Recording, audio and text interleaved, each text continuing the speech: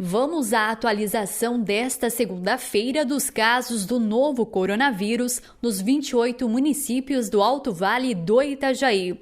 Começamos com Agrolândia. A cidade continua com 43 casos em monitoramento.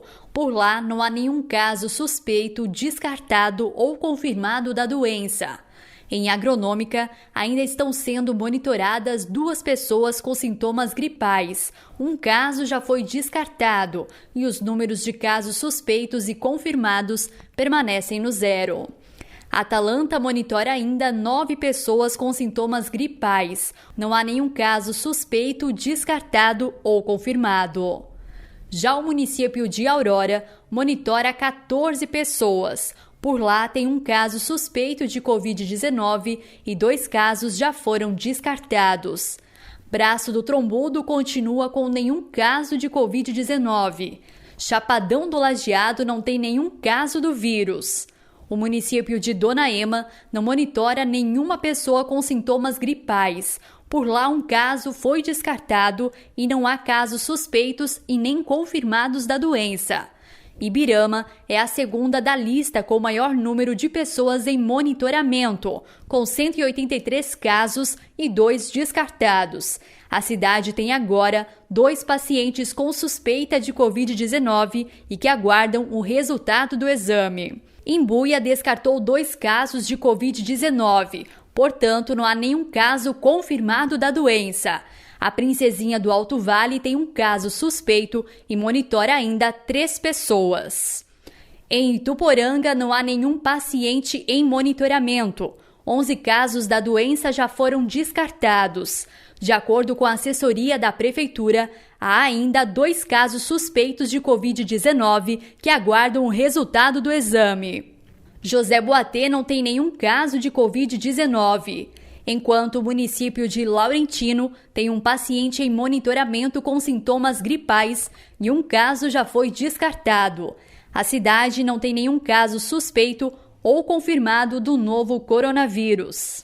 Lontras aumentou o número de pessoas em monitoramento. De 45 passou para 50. E por lá um caso da doença já foi descartado e não há casos suspeitos e nem confirmados do vírus. O município de Mirim-Doce ainda monitora 2 pessoas com sintomas gripais e os números de casos suspeitos, descartados e confirmados permanecem no zero. Petrolândia aumentou o número de pessoas sendo monitoradas. De 5 passou para 6 casos com sintomas gripais da doença. Por lá não há casos suspeitos, descartados e nem confirmados de Covid-19. A cidade de Pouso Redondo tem 23 casos descartados, 9 pessoas sendo monitoradas e nenhum caso suspeito ou confirmado da doença. Presidente Getúlio diminuiu para 201 o número de pessoas sendo monitoradas e 3 casos já foram descartados.